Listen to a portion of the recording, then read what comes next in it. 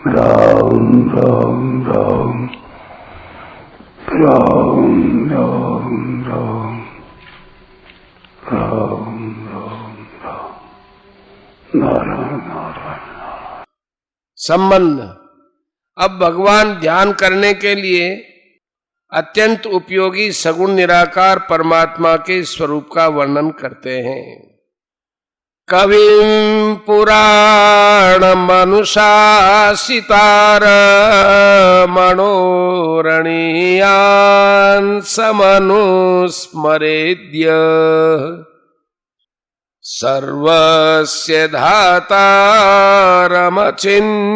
रूपमादित्यवर्णं तमसः परस्तात्। जो सर्वज्ञ अनादि सब पर शासन करने वाला, सूक्ष्म से अत्यंत सूक्ष्म सबका धारण पोषण करने वाला, अज्ञान से अत्यंत परे सूर्य की तरह प्रकाश स्वरूप अर्थात ज्ञान स्वरूप, ऐसे अचिंत्य स्वरूप का चिंतन करता है। व्याख्या। कविम संपूर्ण प्राणियों को और उनके संपूर्ण शुभाशुभ कर्मों को जानने वाले होने से उन परमात्मा का नाम कवि अर्थात सर्वज्ञ है। पुराणम, ये परमात्मा सबके आदि होने से पुराण कहे जाते हैं।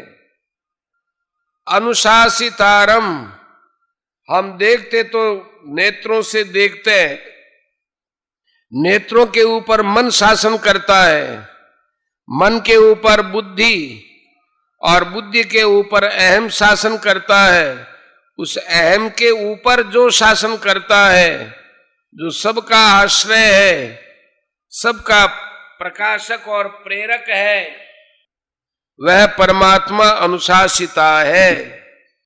दूसरा भाव यह है कि जीवों का कर्म करने का जैसा जैसा स्वभाव बना है, उसके अनुसार ही परमात्मा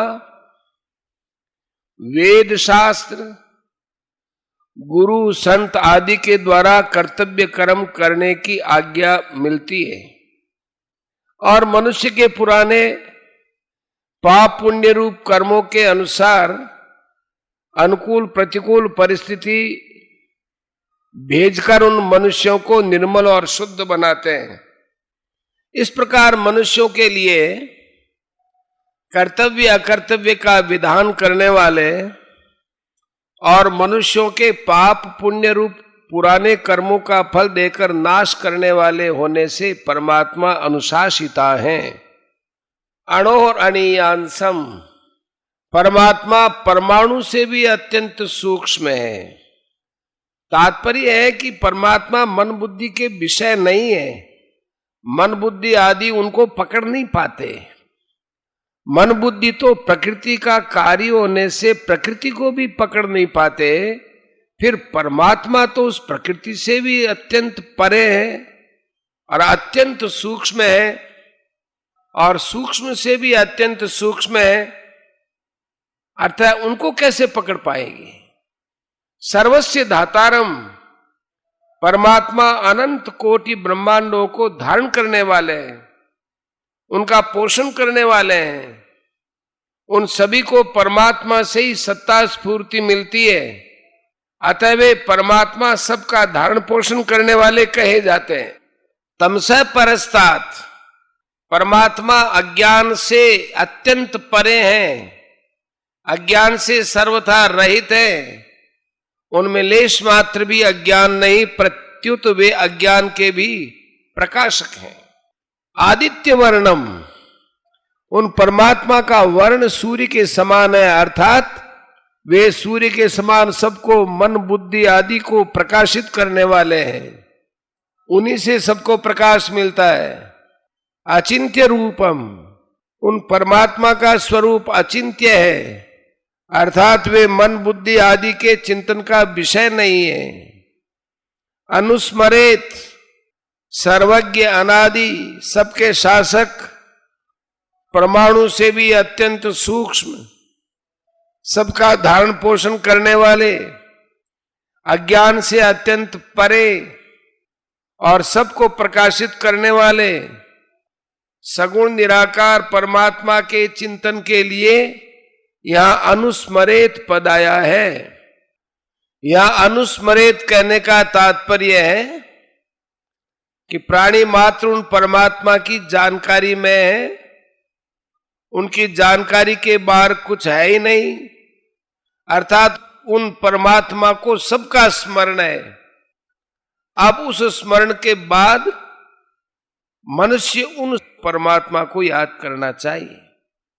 यह शंका होती है कि जो अचिंत्य उसका स्मरण कैसे करें। इसका समाधान यह है कि वह परमात्मा तत्व चिंतन में नहीं आता, ऐसी दृढ़ धारणा ही अचिंत्य परमात्मा का चिंतन है। परिशिष्ट भाव, परमात्मा को कविम कहने का तात्पर्य है कि उसके ज्ञान के बाहर कुछ भी नहीं है।